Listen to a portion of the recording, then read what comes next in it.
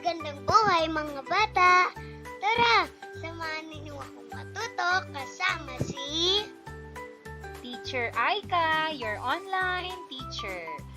Please don't forget to subscribe, like, share, and hit the notification bell for more videos. Thank you! Revised K-12 Curriculum English, Grade 5, Quarter 4, Lesson 3. Our topic for today is about inferring character traits, drawing conclusions, and interpreting visual text. This is Teacher Aika, your online teacher. Let's start! Learning competencies and objectives. Comprehend literary text. 1. Infer feelings and traits of personalities in vignettes that describe exceptional Filipino women. 2. Draw conclusions on characters' possible actions. Derive meaning based on the visual elements. 1. Identify the purpose of the visual text or photographs. 2. Interpret images that reflect stereotypes, age, gender, or socio-economic status. 3. Select and use appropriate images to show a narrative photo story. Day 1. Short review. Activity number 1, biography interview. 1. Work with a partner. Decide who will be student A and student B. 2. Student A completes the information sheet about the woman, scientist, Marie Curie. To do this, he or she must ask questions to student B who holds the reading text about Marie Curie. 3. Student B must give student A answers to his or her questions by locating the answers in the reading text. Biography interview information sheet. Full name, born, died, important discoveries, recognitions received.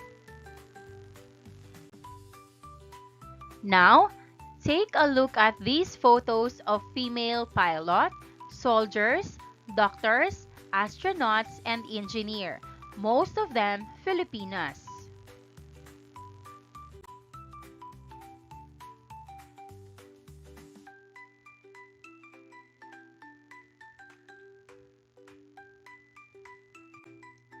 Why do you think there are less women in some careers like medicine, engineering, and the military?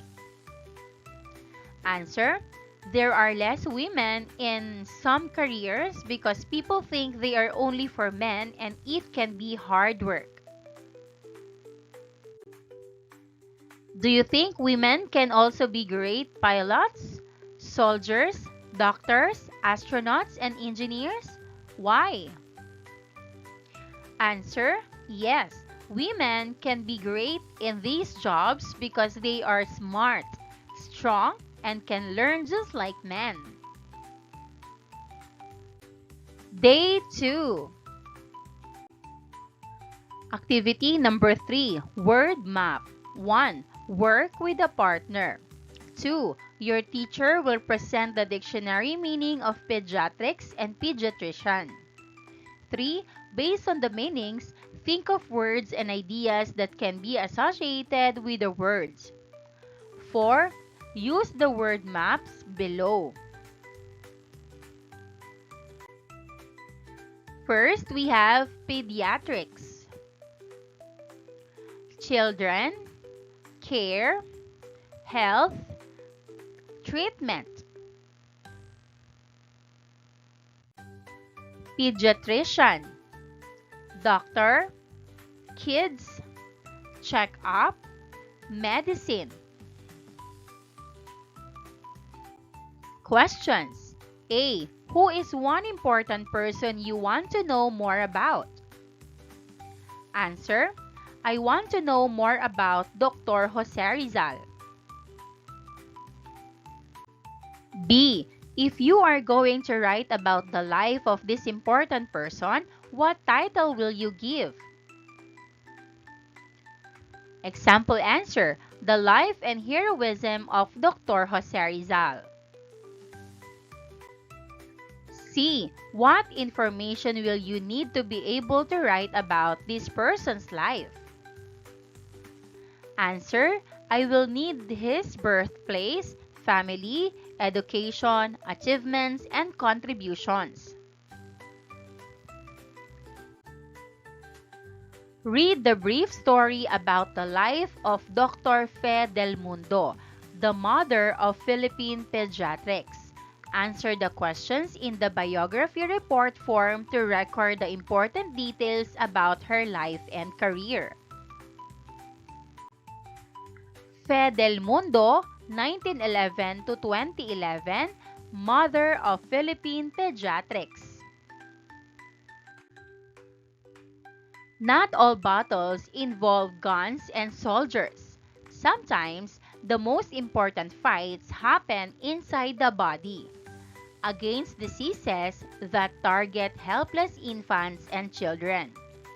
In this battlefield, Dr. Fe Del Mundo was not a mere soldier, but a general, a brilliant tactician who strategized ways to save children's lives.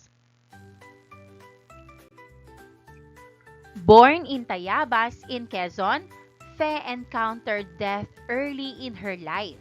Her three siblings died as infants, while her 11-year-old older sister died from appendicitis. These experiences may have shaped young Fe's decision to specialize in pediatric medicine. After graduating from the University of the Philippines when she was 23, Fe pursued a master's degree in bacteriology at Boston University under a government scholarship granted by President Manuel Quezon.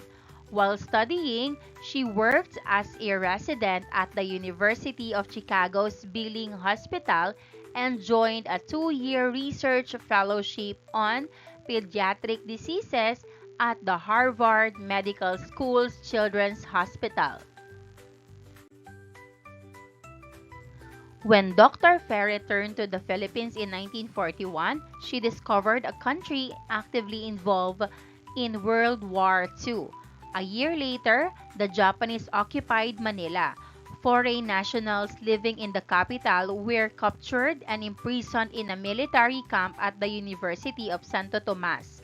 Dr. Fe leapt into action by joining the International Red Cross and establishing an improvised hospice within the camp. 2 years later, the Japanese closed the hospice upon the mayor's request.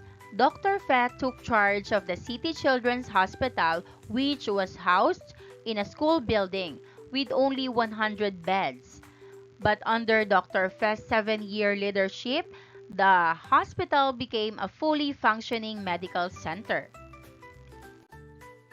In 1945, the hospital was turned over to the Department of Health, making Dr. Fe the first Filipina to head a government general hospital. 3 years later, she resigned to head the pediatric department of the Far Eastern University.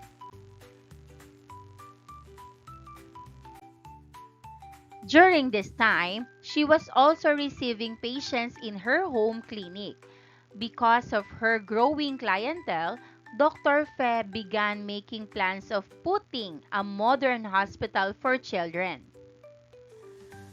Dr. Fe poured all her money into the project, to the point of selling her home and taking out a loan of 800,000 pesos. Inaugurated on Dr. Fe's birthday in 1957, the Children's Medical Center was recognized as the country's first pediatric hospital. Later, the center would include the Institute of Maternal and Child Health, the first of its kind in Asia. Until now, the institute remains an important partner of the government's Commission on Population and contributes to its family planning initiatives.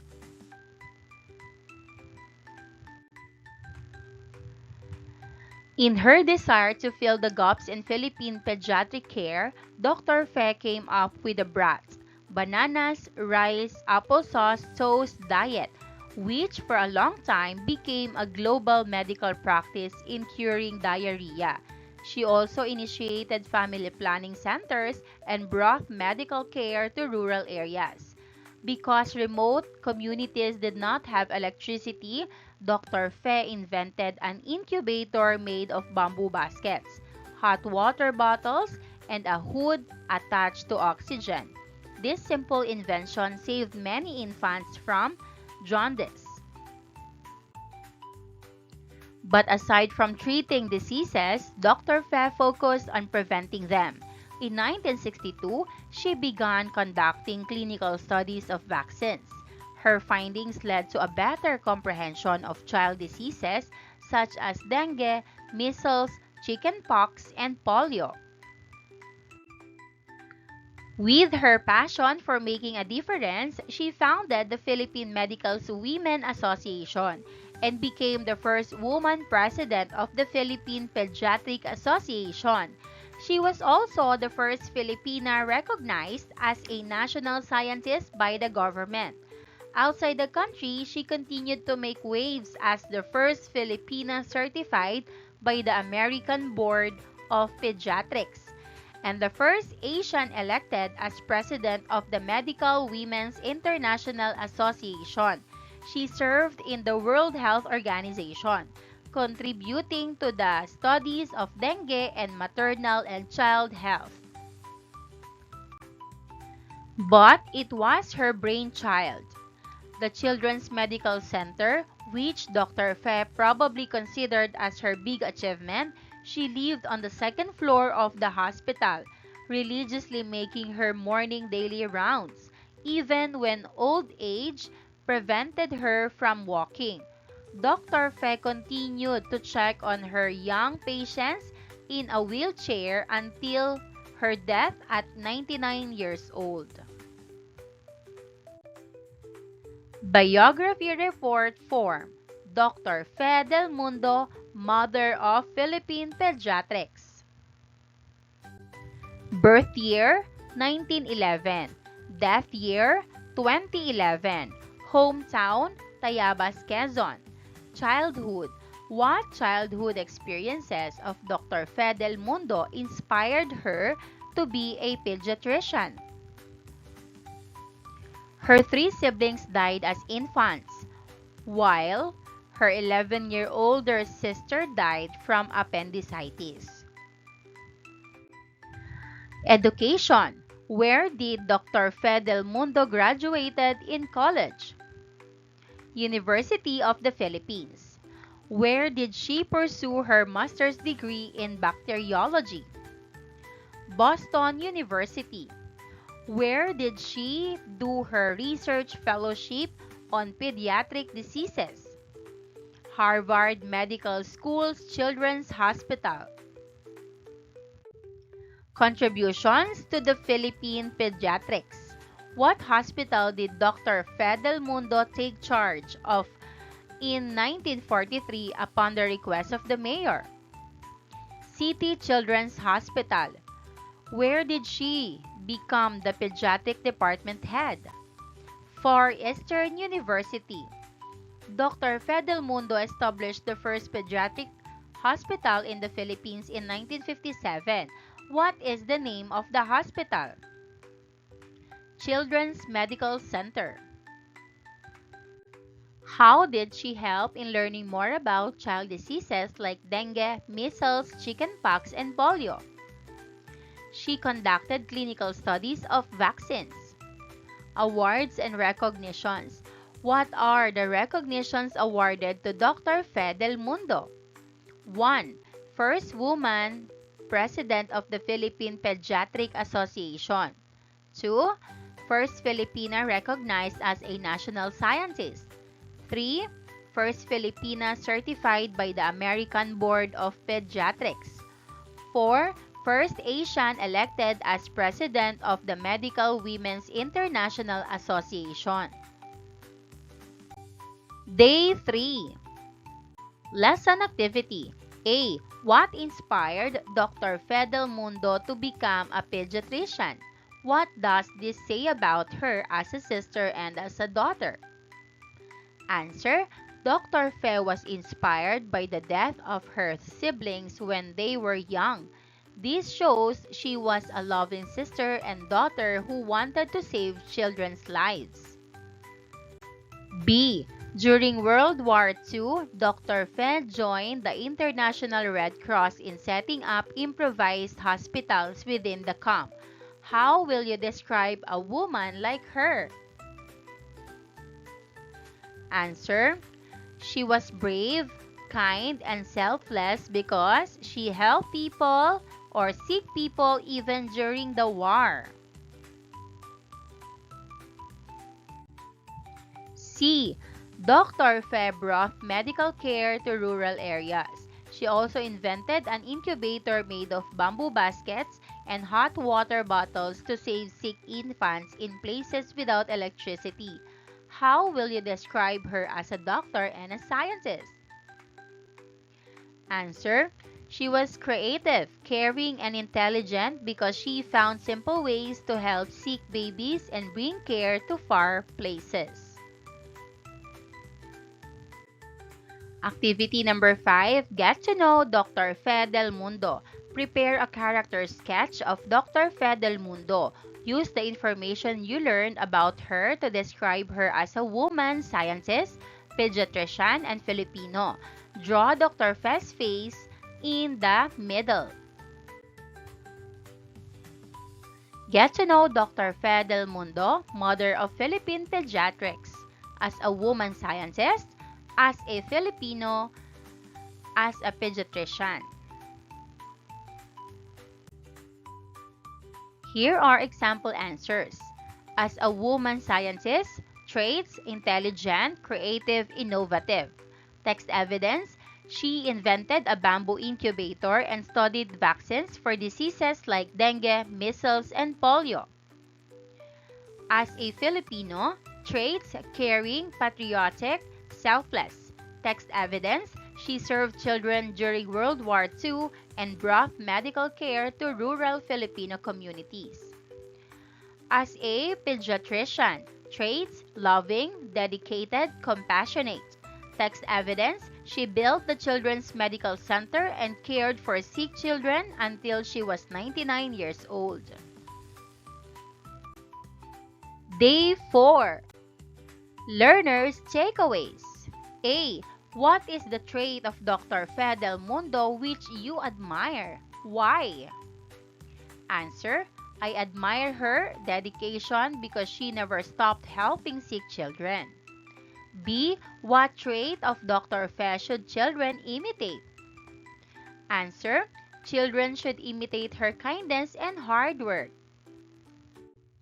C. What can young girls learn from Dr. Fe? Answer. Young girls can learn that they can be smart, brave, and successful like Dr. Fe. Reflection and learning. A. What about reading Dr. Fe's story was challenging for you? Answer. Some parts were challenging because there were many details and new words.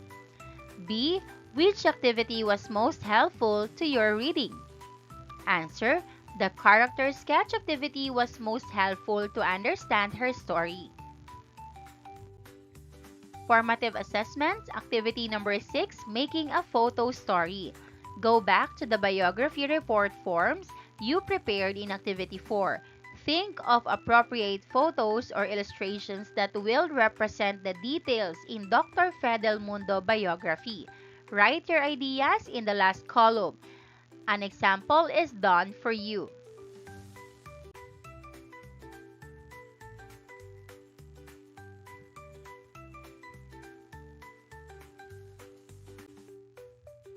Homework. Search about another Filipina scientist, Dr. Josette Bio. Write 3 interesting facts about her. Maraming salamat sa panonood. Huwag kalimutang i-like at mag-subscribe para sa higit pang educational content. I-click ang bell icon para ma-update ka sa ating mga bagong video. Salamat!